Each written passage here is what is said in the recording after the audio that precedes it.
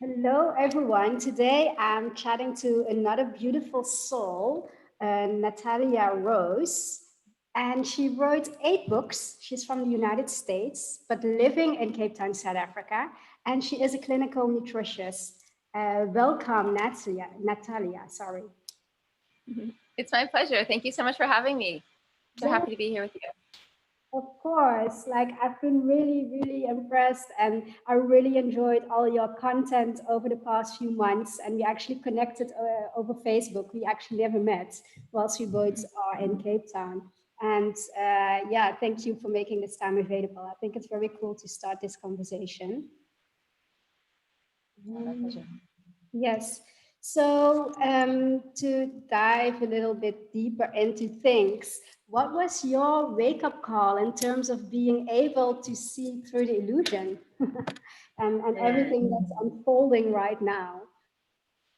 yeah. Well, I was lucky because it happened for me in layers. I've really been in in my awakening, intense awakening stages over the last 20 years. And my big wake up call came 21 years ago when I discovered that everything that we were told about food and the body was a lie.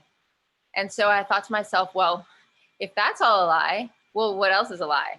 And that really began the whole journey. It was like, okay, well, then everything about the education system and the justice system and the financial system and, again, the health and healing and medical and every single thing was just riddled with error, erroneous lies, just to keep us trapped in, for some reason. For what reason? Well, in the sort of the medical and nutrition story, it was to keep us going to medicine, keep us basically um, funneling into the pharmaceutical system and being dependent and needing help that we would otherwise never need because our bodies function so perfectly. There's such incredible intel in the body, but it diverts that intel, it shuts it off, it occludes it, it prevents it from happening, from conducting and taking place and doing what it could be doing. So I realized there was an agenda there. There's a reason why, we were being sold all this packaged food and fast food and completely substances that were completely antithetical to the functioning of our bodies. And then the why became like, so what is the MO? What is the agenda behind it? What are they after? And it's not just, I mean, people often say you just look follow the bottom line, follow the trail to the money. It's not just money. It's bigger than money. Money is a part of it, sure, but it's power, it's control, it's the ability to siphon off human energy. And that's when the penny drops and you realize that they're actually that the powers that be, I should say, the would-be powers that be, because they have no power of their own, and that's where the whole thing gets deep and gnarly. Um, they can't live without harvesting our energy, our power. They live off of it. So we're the ones with the power, and we're the ones with the numbers, 7 billion people, with all this incredible life force, driving it into their funnels so that they can exploit our incredible beingness for their nefarious, dark appetites. So that's sort of what it all comes down to. When you start putting that together, you realize that actually we really are living in a world, as Christ said, that is not battles against flesh and blood, but against principalities and powers, meaning good forces and demonic forces. And we have to get really comfortable using terms like demonic and evil, because if we don't, if we're scared to use these terms, we're going to fail to confront and have a very healthy, important confrontation with those forces. Those forces are actually incredibly weak and tenuous and easy to stare down and break down when we understand them, see them, and can identify them. But if we are too afraid of them and we want to avoid these things, then we will forever be giving our power over to them. Mhm. Yeah, yeah, absolutely. But like you just said 21 years ago that that was your obviously it wasn't layers, but that also must be so frustrating to already being in this journey for such a long time. And I mean, only now we see things really unfolding, right? Especially Yeah, last but year. yeah, and sorry, there's more to it. So then I would say about maybe 15 years ago, I discovered David Icke. Ah, And when I started following David Icke, then I really entered. I mean, I was already pretty ridiculed and left on my own to research and deal with what I was discovering before that. Family and friends thought that my diet lifestyle, my colonics, my raw food, that this was strange enough, and that I was already like just too far gone. And it wasn't, I wasn't treated kindly in that respect either. I had to really stand my ground. It was a very lonely time. And it wasn't until, because in those early years, it wasn't popular yet. You know, there wasn't a juice bar in every corner, and people weren't fatting the whole raw food thing. And, you know, even veganism was kind of, you know, something that was sidelined. So it was lonely, but I got used to that. You just begin to stand in that and realize, you know, the alternative is no alternative, because the alternative for me was I was sick, miserable, and sad. And I would rather be alone and well and strong and happy than be, you know, be forced back into that matrix that was making me so miserable and I wanted to die. And that's what the matrix, it takes away your will to live. It basically, the bottom, the end of the road of the matrix is that feeling of loss of will to live. And you get it incrementally along the way, which is why people are always looking for an escape. So after studying David Icke for some time, you know, I pulled my head out of the rabbit hole, and I was like, whew, you know, I can't talk to anybody about this. And the thing is that I have a good mind. I know I'm a relatively intelligent person. I know that I'm not given easily to, I mean, we all have certain inclinations to, you know, be manipulated or coerced into thinking things. But, you know, I don't have any more of that than the normal person. You know, it's not like if there wasn't a very strong ring of truth in the things he was presenting, I wouldn't have hung out for more than 5 minutes. It was that there was there's so many rings of truth, and there was such a resonance, strong resonance. And the thing is, when you, sorry, the wind is blowing the screen a little bit. When you are expunging all this waste from your body, you become incredibly clear. And I was doing it very consciously, so that every time I would do the deep cleansing work, I would remember that my system is now very open. What am I going to fill it with? It's like, you know, the vacuum has been created. Now what's gonna come into this being? Because I could suck anything back into this vacuum. I have to be very, very careful. So I consciously made sure that I was going to focus on just positive things, on things that would elevate my being and make me a force for good in the world. So I wasn't looking for trouble. I wasn't looking to like pull back curtains on very, very dark things. That's the last thing I wanted to do. But the thing is, when you're clear and when you're strong, you can look at things that are true and see them as true and not be afraid of them either. And I think, you know, this dark stuff is very, very dark, and it's horrific. But if you're coming to it from this framework of, I have this armor of goodness in me, not just on me, but in me, in every cell in my body, and I'm coming, I can look at anything, and that light is going to hold me. And I need to see it. If it's true, I need to see it, because if it's true that there's harm being done to innocence, then that's where we who become strong, we who are mature, we who can see, need to step in and defend that innocence and prevent it from continuing to happen. So in fact, that's what all the ancient traditions of initiation were for. They were to bring up these children around age 13 is the traditional age where children would be initiated in the Maori tradition, Aborigine tradition, African tribes, and South American tribes around that time. And it would be like a life or death struggle, because they were being initiated into being an adult warrior in the tribe. And what that meant was they had to know how to differentiate between that which was worth protecting and defending, and, you know, and that which needed to be defended and protected against.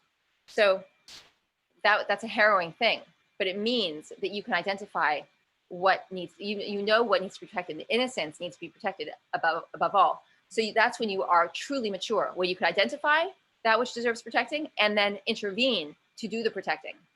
And that's, yeah, it's incredible. When you start to live a life that's based on that, every moment is a moment of meaning. You don't have to wonder, well, what should I be doing with my life, and why am I here on earth, and what are my talents? And people waste a lot of time on that. If they would just like do what they need to do, what's right in front of them, by having that mature action, as I just defined it. So in seeing these things, it started to you have to spend, unfortunately, quite a bit of time discerning and making sense of. But when then you start to understand how the financial system works, and that we're not actually considered free people. We're incorporated. Our names are incorporated on our birth certificates, and you understand that, like, that maritime law is actually what's being applied and ruling over us, rather than our free man law. I forget what the term for that is right now. But then you start to see how the game works, and how it is, how we are. There's a dollar sign on each one of us, that we are basically traded on the stock exchange, that our lives have a monetary value. And so that's one part of how we're harvested.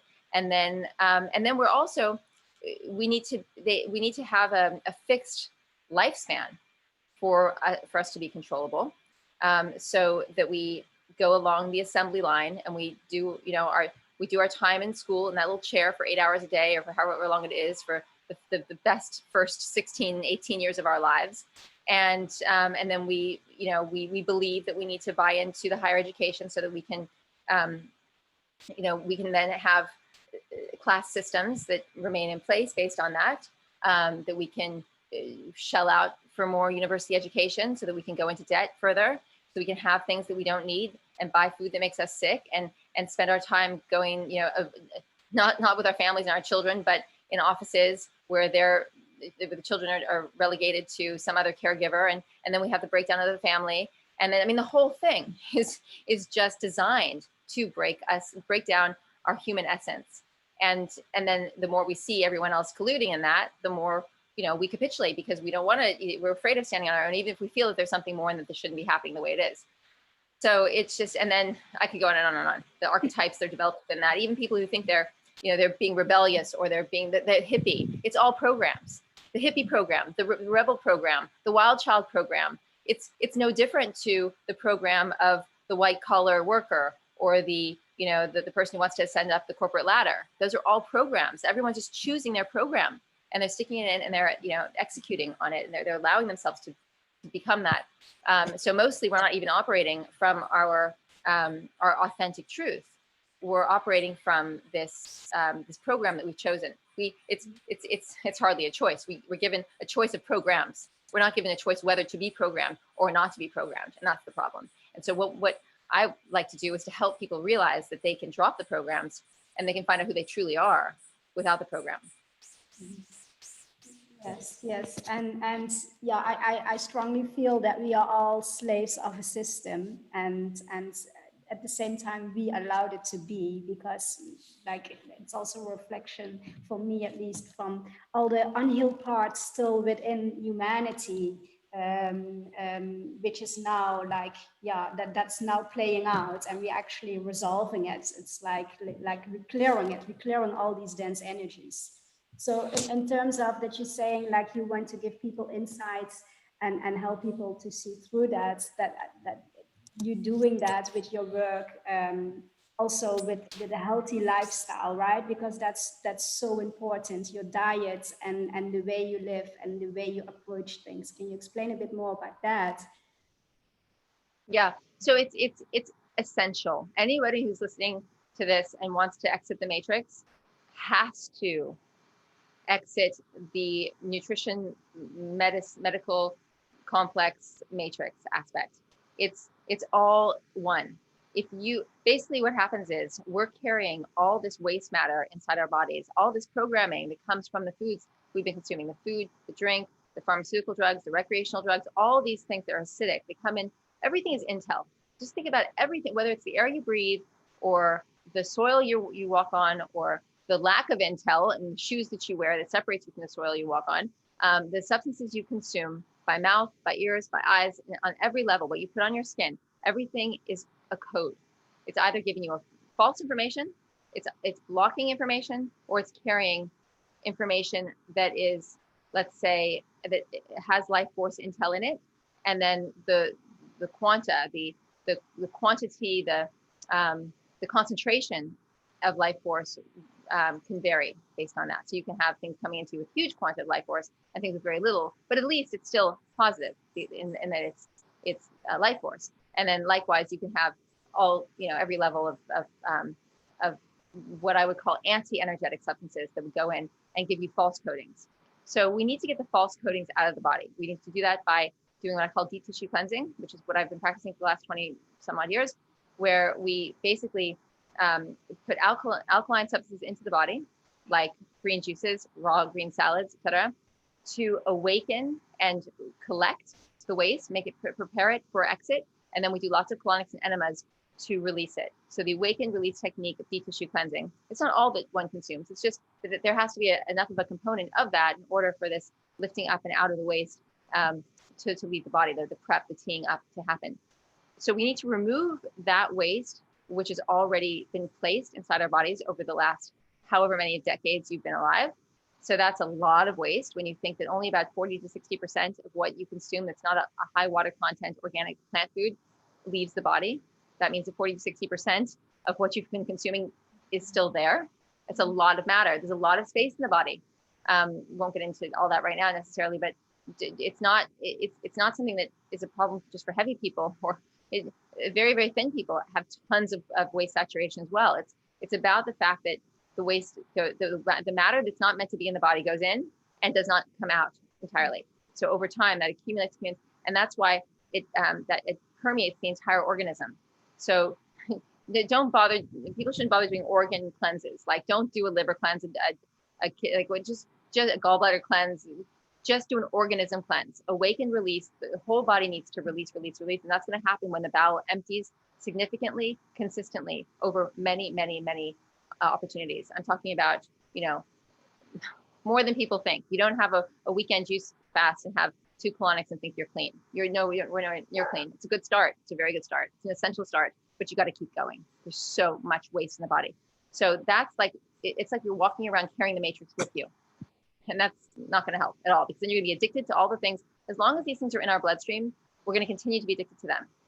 We need to get rid of the addictions. The addictions are coming from false appetites, from false coatings placed in us because they want us to be slaves. So an addiction is basically an enslavement. If you need that thing and you're going to go to any means necessary and compromise your own well-being to get that thing, you're a slave to it. And that's what people need to get their heads around. You don't want to be a slave to anything. I know it's hard. I'm the first one to admit it's hard. The only reason I'm here is because I've just fought through it, and I've dedicated my life to overcoming as many addictions and lower inclinations as possible. And I still struggle with some, but I'm in a place where I can get. I'm out of the matrix enough, and I'm in the network of God force, you might call it, the supreme network of life, enough that I'm on the right track, let's say. And that's why the awakening, it's not sudden. It happens in layers, and there's no end to it. And then we also have to appreciate the fact that, there's never an end point. We just keep on getting better and holding more of that light quotient, more of that God force. We increase it. It's not like, oh, we are there at some point. No, anyone who thinks they're there, they're still on the road. And then, so same with releasing the matrix in the body. But then, we have this, our being is this complex. It's mental, spiritual, emotional, physical, of course, sexual, all these aspects. So every single one of these layers holds the possibility for a strong matrix attachment. So sexuality is one of the biggest places that people get trapped in the matrix. It's completely erroneous the way humans engage sexually. It's so damaging. It's so dangerous. It's so dark, and it's a far cry from the way we should be engaging sexually. It is a very sacred energy, and the orgasm experience is the experience of feeling the God energy. And to go into that with anything other than pure love is basically witchcraft. And people also need to get their heads around that, because that's part of why they're bringing such negative forces into their lives every day. When you're in that moment with someone, you are creating, whether or not you're creating another human being, you're creating the next state of your life. So to have influences, pornographic influences, and all sorts of, let's say, objectification or exploitation of the body or of any of that has no place in human sexuality. It has a place in demonic sexuality, but not in human sexuality. So I recommend people take a period of conscious celibacy and think that through quite a bit before they decide to engage again, and realize that that which was put into us from the Disney movie days, like from the very beginning of anything that came into awareness. It all happens subliminally. These programs are not obvious. They come into us subliminally. And from I love Bruce Lipton, Dr. Bruce Lipton. He did this incredible study to prove that, or to show that in the ages from birth to age 7, we are basically in a delta/theta like state, which is a state where you're just totally programmable. So everything that we hear, everything we're exposed to around us is coming in as if it's truth. And so, it's no surprise that it's you basically, if you catch them, the Jesuit priest would say, if you give me a child with a 7 and I'll have them for life. Those first 7 years are they just become whatever you put into them. So think about what you were exposed to in those first 7 years, and now you understand, and why this perpetuation of basically sexual perversions seems to be a normal thing. Everything that's sold to us, it's like to be sexy. Well, why do I want to be sexy? Why? So I can be objectified and exploited, and so I can turn somebody on so that they're going to have some kind of attachment to me based on, the whole thing is so perverse, and yet it's seen as so common. Ooh, so sexy, so sexy. It's so wrong. Anyway, so and then they can go get me right onto the whole like swiping thing of online dating. It's like you're shopping, swipe right, swipe left. I don't even know which is which, but I know that that's involved. It's like, okay, I like the color, but I don't know about the size. Are we buying jeans, or are we like, is this about love? So it all feeds in. So the clothes we wear, the foods we eat, the things we watch, all come back to this very primal and let's say sexual engagement. This is this thing that is so off track. So the financial system, the fashion, sexuality, education, legal system, like every aspect of our lives is inverted. Is take something that should be good. We should, like, justice is a very good thing. We need to have a system that ensures justice. This is the inversion of justice, what we have. Education, it's a wonderful thing. But what are we taught? Are we taught false history? Are we taught true history? Are we taught scientism? Are we taught science? Like, everything is inverted. Once we understand that, we see how the matrix works, and we can have a one-up on them, on it, because we can't be that easily deceived. Yes, I absolutely agree. But it also takes quite some strength, I feel, and inner power for people to do that dive deep and look themselves in the mirror. Like you did that, I did that, many people did that, but there's still so many people afraid of doing that. And it's because we went through that inner journey and really faced everything that came to the surface that made possible for us to see and to really feel and to see beyond. So in terms of your journey, your personal healing journey, would you like to share something about that? Wow. Okay. Well, I'll say I've been through it all. I have been through like more than, I don't know. Look, let me say this. I think we've all been through a lot. I won't say more than anybody, more than people think. Let me put it that way, because I was determined to survive everything that I was put through, and survive it well, and stay intact. Intact is one of my favorite words, because we need to take care to keep ourselves intact. Because I don't know if this is getting too dark. Should I move this? I feel like I'm I don't know if it's, can you still see me? Okay. I realize the sun has moved, and I don't know if you're just getting this black image of you. Okay. Okay. So basically at every major crossroads, I somehow, from a very early age, I was run over by a bus when I was 3.5 years old, and that nearly took me out. And then a year later, I went through terrible sexual abuse that, I think took, the rest of my life to heal. And then, family deaths in the family. My father died when I was 16. A lot of really tough things. But then I was kind of put into the world on my own without a real compass. And I think that's partially because I was raised in Los Angeles in the 70s and 80s, and it wasn't really I wouldn't say it's a time of values now, but it certainly wasn't a time of values then. And so I think I kind of went out into the world. I left home at 13 to go to boarding school, and then at 17 I went to university, to NYU, and I was always on my own. I was always sort of left on my own to kind of figure things out. And because I didn't have anyone really looking after me, um, I'm I felt like I was just kind of at the mercy of what was happening around me, and I was having to figure things out along the way. And I guess what I'm saying is that um, it's like going into an ocean when waves are just crashing, crashing, crashing. No one's really taught you how to dip under the waves. So you're just taking it, and you're taking it, you're taking it, and you don't want to, you don't want to be destroyed by it, but you have to keep going because you can't go back to shore, and you can't seem to get past these waves. I think a lot of people probably have a similar experience in that. It's just like really, really hard because we don't have, by and large, some people are lucky enough to be raised in families that have really strong values and good balanced parents and these things. But a lot of us don't have that, or didn't have that. So it's basically, I wanted so badly to not miss out on the goodness of life. So I wanted to I knew I had to rectify. How can I put this? There was the way I was living. I knew with these waves that kept hitting me, it was incongruent with the life. Really shouldn't operate that way. Even though everyone tells you that life is, it's a rocky road and it's a roller coaster and all that stuff.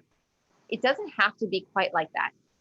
When you discover the universal laws, which is what I finally came to over time, with cleansing the body, I started to understand how natural law worked. And that's a big conversation, but I did distill the key laws into a book that's on my website. It's free. It's called the Supreme Universal Natural Laws. But once you start to understand how those work, you can sync up with life a lot better.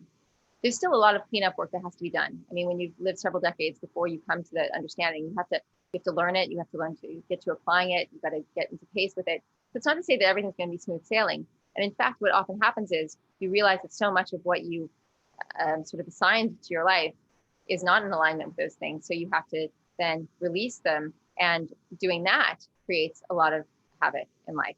So it's not to say that things get easy, but it means that the things that you're struggling with have a better purpose, that will have a better outcome, will lead to a life that is more in harmony with the greater scheme of life. So that was really what I set my path onto. So it's been almost like a big cleanup job. The problem is we're put into a world that basically tells us to make a mess of our lives, like wreck our bodies, wreck our relationships, do what feels good, be chaotic, any kind of music, any kind of horror films or violence and vulgarity, like anything goes. What that does is it turns your life into absolute chaos. And it's kind of like if you took anyone who has really long hair. So you and I know this. If you basically like, when you wake up, or if you like, say you were just to your hair was going to chaos for days and days and days and days and days, you would have to take a lot of time to get those tangles out, right? Same thing if you had some beautiful gold jewelry and it was tossed around, it got all gnarled up. You would have to sit with it, and you'd have to take a pin, and you'd have to work it out. And that's sort of what I've been doing for the last 20 years of my life. It's working out the gnarly knots that were caused by the first 25 years of my life. So it takes time, it takes dedication, and most people there's such an addiction to the chaos and the way they live, that they just keep going back to it because it's comfortable, because it's familiar, but it's killing them. They need to take the time to sit with that pin and that jewelry or that brush and work out the knots and do the work. And then things doesn't mean that you from that point you still have to take care of these things. You have to take care of those the golden threads, or you have to take care of your hair or whatever it is. But what you have at that point is the opportunity for what's called syntropy. Entropy is when things go from a state of order or chaos into lower states of order or greater chaos. And the opposite is, some people call it negentropy. It's also a term for it, but I prefer the term syntropy because neg is a neg. So syntropy is when we actually get to take something that's in a state of order and bring it to a higher state of order. So we can't get to our full human potential until we undo all these gnarly knots, until we do the cleanup job, which can take a really long time. But as long as you're on the right path, it's worth it. And your soul gets so happy when you're doing that which is required for that. That's when you start carrying more light, because whenever it's like the soul smiles and breathes and has space. And it's like, yes, yes, yes. So, and then which gives you more power to do the things that you know you need to do, even though it's hard. Yes, yes. It's like you every single time it's a spiral, and every single time you dive a level deeper, and you're facing more and more and more. But it's also, for me at least, it's becoming easier, because at first it's so overwhelming and you really think you can't cope and you will never get at the end of the tunnel. But as more as you go through that process also of self-love and self-care, you learn that once you go through it, it's actually becoming so much better, and you carry less weight, exactly what you're saying, because you embody more light. And that's the release. That's for me, it was like for the first time breathing, like when I started to break through things, and for the first time really feeling. And that's gold. And yeah, and it's a beautiful journey, but like you said, it can be very challenging and very difficult at times as well. But I think it's the most beautiful gift one can give themselves, in a way.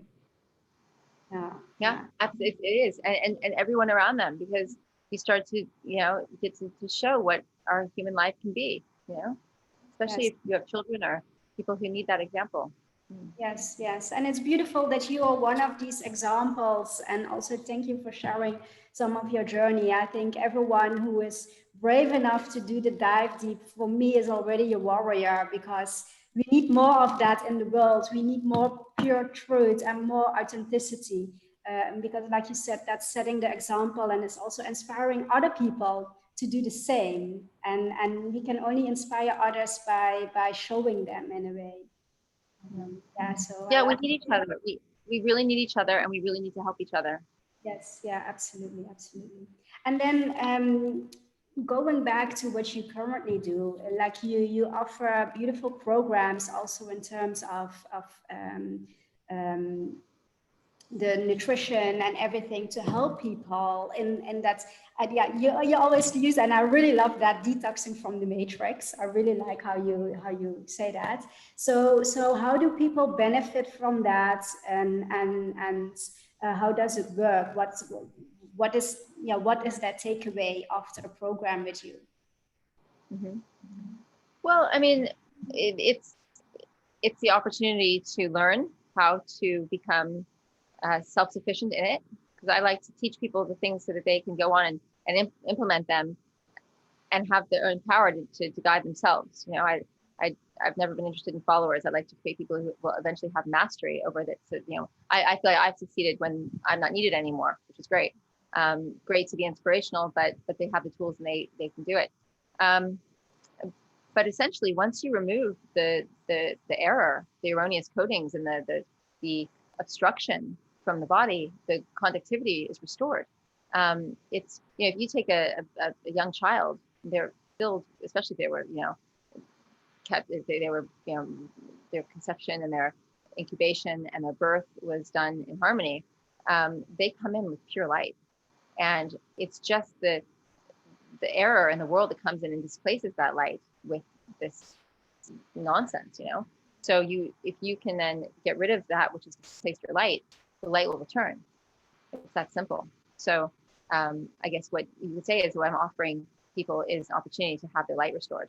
And light means intel, light means power, light means strength, light means grace, light means love. It's not, when people talk about light, it's really important to understand if we're talking about supreme light, the source creator, we're talking about a substance that has multiple qualities attributed to it. So if it's the true light, or we could say true strength is love, is light, is beauty, all the things. You could say true beauty is light, is strength, is love. It's one interchangeable prism of all of these qualities that come from the divine source, and that are that is us. That's how we are made in the image of this divine source, because it's just parlayed into human form. It's only the misguided choices that we make because we're programmed according to mother culture, which is if anyone's listening to study Daniel Quinn, you'll understand that it's not the good mother. Mother culture is it's the mother that we shouldn't have had. It's the mother that came in and basically took our birth right away. The distraction, the whore of Babylon, if you want to call it that. It's the false mother. I love in Peter Pan, when I think it's one of the Lost Boys says, like, "What's a mother?" And Wendy says, "A mother is the most wonderful thing in the world," and that's true, and that's absolutely true. But the true mother is the carrier of all those qualities. That is the consort of the divine masculine energy, and it's a they are one. They're united, and we carry those forces in us, and it's only because we were incubated, or we were put into this petri dish of a mother culture, which you can think about in terms of a yogurt culture if you want to think of it that way, or a vinegar culture. It's the same thing. Culture that inculcated us in it's basically a cult. Put us into a cult that has kept us from the understandings that would make us quite different on every level, in appearance, in thought, in creativity, and we can restore that to ourselves. Yes, yes, yeah, beautiful, beautiful. I think it's so important for people to actually realize and know and truly feel how important the impact of food is, because it's so underestimated. And it's also something that obviously mainstream media and all these guys are not promoting right now, which they should, because we can make such a big difference by already eating healthy foods and getting out in the sun and all those things. So yeah, I think it's very necessary to get this message across to people how important it actually is. So thank you for that. And in that, I just have a personal question, because you're working a lot. Like, is your complete diet or your programs, are they complete raw vegan, or is it No, not? no.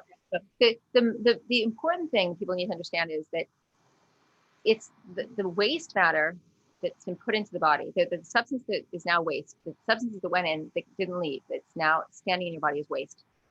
The erroneous substances that are giving you bad programs, they're giving your body bad information, and they're preventing the flow of your life force. That needs to leave. That is the result we're looking for. We can create a dietetic, let's say, regimen that will enable that waste to leave, that is varied based on the person, lifestyle, taste preferences, all sorts of things. And I hate labels. Labels are just like, I'm personally not a vegan. I eat goat cheese. I know it's like one of those things that, I have a lot of compassion for the goats, and I think that I probably shouldn't. But in all honesty, I do. So I'm going to be forthright with that. I'm not technically a vegan. Vegans can't eat honey. I personally don't eat honey, but these are things that, like, do we want to put ourselves into boxes? And then you can be a vegan and you can be eating chocolate chip cookies all day. They might be vegan chocolate chip cookies. You can be eating bagels and vegan cream cheese and soy whatever burgers, and you can be really trapped in a matrix body. Veganism does not make you free of the matrix. Raw foodism doesn't make you free of the matrix. No, it's absolutely. the removal of the waste you've accumulated, and what you wind up finding is the high water content raw plant food or cooked plant food. You can cook your plant food. It's fine. It's it's a lower vibration, but that's okay, because we putting high vibration food in. It's like putting high vibration octane into. I mean, I'm not a car person, but like into a whole pickup truck. It's not going to mean anything to that whole pickup truck. Slowly we have to basically get the waste out, and that's the whole purpose of the dietetics. It's to awaken the waste so they can be removed. If you're doing the dietetics and you're not removing the waste, you're not doing it. If you're trying to remove waste but you're not getting it awakened, you're not going to remove very much waste. So it's about the waste leaving. And if one takes away nothing more than that from this conversation, it's the most important thing, because once that waste leaves, you know what happens? The intel is restored to the body, and everything I've just spoken about becomes just like accessible, because you just know it. We all will have access to the same information once we get the erroneous codings and the obstruction out of the body. It's that easy. It's that true, because truth is pervasive. It's absolute. And it's kind of like, well, when you when you release a trapped animal, that trapped animal is now free, and it's going to start behaving, well, it's going to go through some trauma release and stuff, but eventually, if given the right conditions, at least over generations, because we're also talking about multiple generations here, we might not fix everything in ourselves in this generation, but we could also expand our lifespan hugely and have more time to do the healing that we would otherwise only be able to do over multiple generations, but then we couldn't control the conditions for those generations to ensure that they would actually get there. But we can control our lifespan and our time and our consciousness and what we decide to do in our minds and bodies. I feel like I've healed multiple generations for myself in this lifetime. I feel like the first 10 years of my cleansing journey were cleaning up the first 25 years of my life, detoxing that. And I believe that the second decade that I'm now going to my third decade of this is all lineage, cleaning up all the lineage, all the waste accumulation, the DNA damage, the erroneous codings from the past. And then you really start getting somewhere. Yes. Beautiful. Also, I think once you, like you said, once you clean your body and start releasing all these toxic energies and everything that actually is not serving us, your body also starts to crave more healthy foods and higher frequency foods and fruits and veggies instead of fast food and everything that's out there. It's me, it's going very aligned in that process of the journey of remembering. You just feel these changes and it's easier to adjust because it's becoming the norm. It's normal then. Yeah, the second the waste starts to leave, the addiction is in the waste. So when the waste leaves, the addiction, it starts to shift and be reduced hugely. Yeah, and it isn't like for me, and I would love to hear from you what your take on it is, like with addictions, also food wise, or even like drinking or like any addiction really. It's often also because we're suppressing the feelings that we don't want to feel. So then we grab a glass of wine, or we fall back and go to the gym like, yeah, too much or whatever. Everything that's too much is basically suppressing something in our body that we actually need to deal with and need to face. Yeah. Well, if something takes us out of balance, then we have to go to extremes to fix it. So then we wind up, so if we're in balance, say, and then we do things like we take in a lot of acidic food or drink or recreational or pharmaceutical drugs or whatever, and then we have all these symptoms. And then we need to rectify these symptoms, whether the symptoms are inflammation, which is a core symptom anyway. But like from that, we have headaches and weight gain and organ dysfunction and all this stuff. Then we think we need to go to the extreme to fix them. And maybe that extreme for some people is taking more medications or exercising, as you say, excessively. When I do my physical training, I like to focus on the concept of training. I never exercise. Exercising is silly. Exercise is something that people do who think they want to burn calories. You train a skill. So I train my martial arts. I train my strength. I don't exercise. And so so when you get out of the headspace of, I'm going to be, I'm going to throw caution to the wind. I'm going to have whatever I want. I'm going to have that popcorn. I'm going to have that bucket of ice cream or whatever it is. Well, then you're going to be in the same mindset. We're going to be swinging the other way to fix it. And both of these is error, is way out of balance, as opposed to, okay, what does life require of me? Life wants my soul to grow, and it wants my intel to expand, and that's syntropy, that's entropy.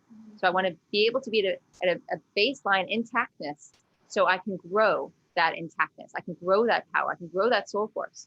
Otherwise, all most people are doing is just depleting their soul force, depleting their power, swinging back and forth, being so silly with their precious selves.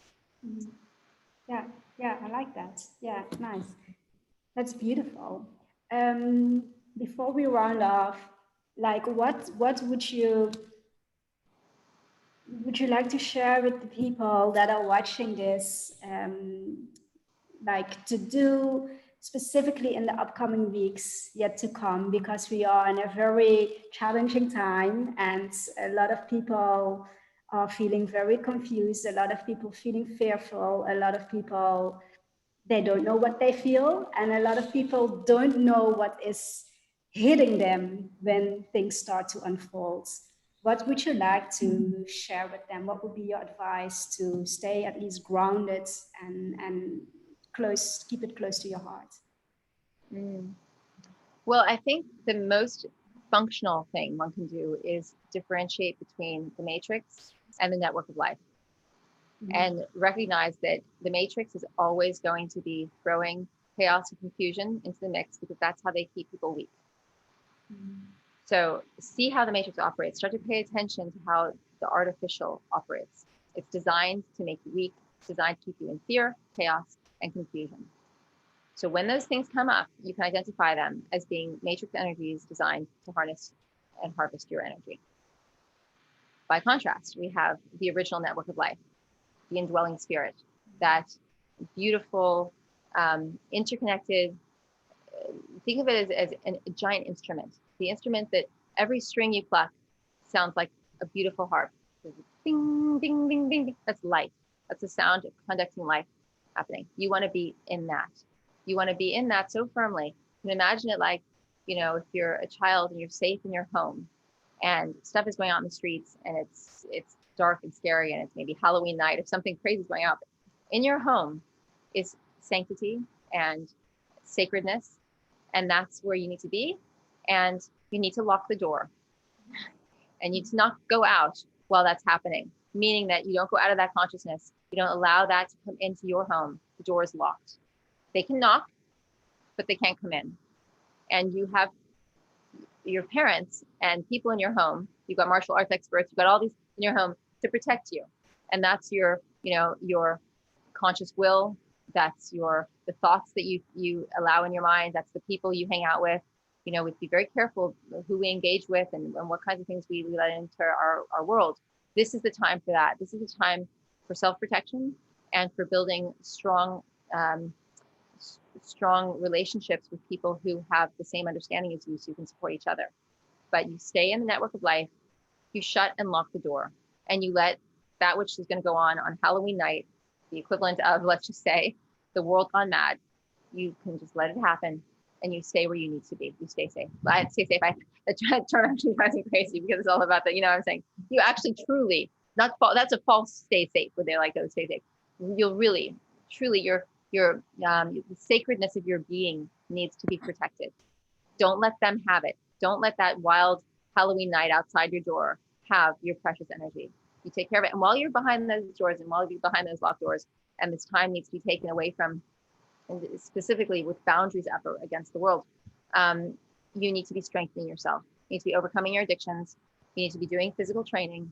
You need to be understanding the choices that you're making and what goes into your being. It's intimate space. And do you want to put things with erroneous codes into your sacred space? And really question everything so that you can use this time in a very productive way, because the energies are so powerful right now that we can be skyrocketing and transforming. Don't be afraid of the transformation. Don't hold on to the old. Don't have the sandbags on your hot air balloon so you can't actually use it. This is the time to drop the sandbags, and we need to get out of Oz. Yes. Where we're supposed to be going. All right, it's time, and we can all do it together. And we have these threads, these chords, this instrument that we're in together. It wants us there. The music is more beautiful when we're in it. It's not like it does better without us. It wants us there. It makes the orchestra play that much more exquisitely. So the more we can be true to it and love it and experience it, the better our life experience will be, and the better this whole, whatever this is, this mystery of life is, the more of an opportunity it has to express itself. And that means its soul is happy. The collective and the individual soul just starts resounding with that kind of satisfaction and expansion.